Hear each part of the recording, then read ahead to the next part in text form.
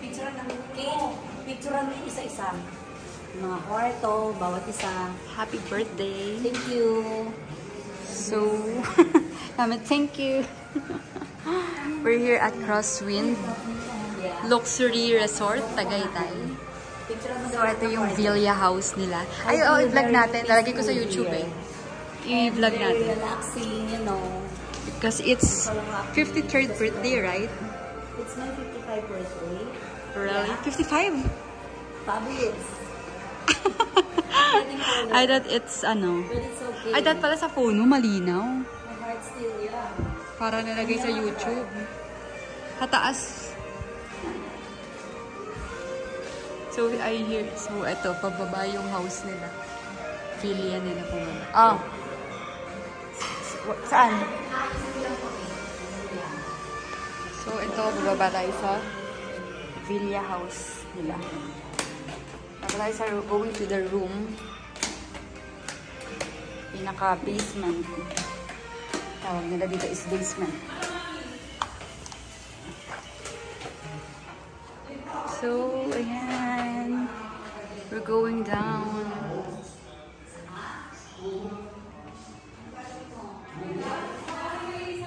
Wow. So, ayan. I love the place here. Okay, watch your step. Ayan. Dito tayo sa basement floor. And ito yung rooms nila. Hi!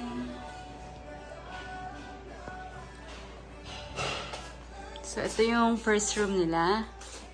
Ayan, may cabinet na kasama. Sobrang luwag. Then, meron pa silang floor mattress. Pwede na to for good for 2 person na to. Pwede rin 3 person kasi medyo malaki siya. Pag inopen. Then, air condition din siya. Then, ito yung kama nila. Bed. Tapos, meron silang window, sliding window. Ay, hindi ko alam kung paano yan ito. Ay, na-close pala. So, ayan. Ang ganda ng view, guys. Ayan. Yan yung labas niya. Oh, daming pine trees. Talagang Switzerland feels talaga siya. And then, ayan. Ito naman tayo sa other room. Meron din silang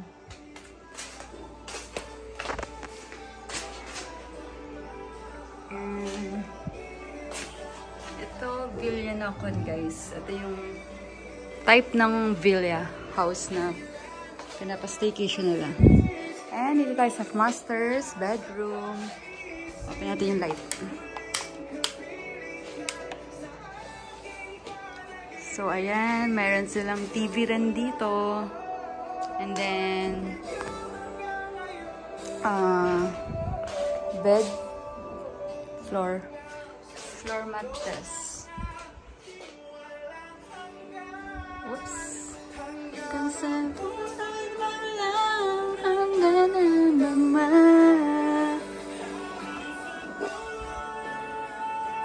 So, ayun guys. Ito naman yung master's bedroom nila. Yan.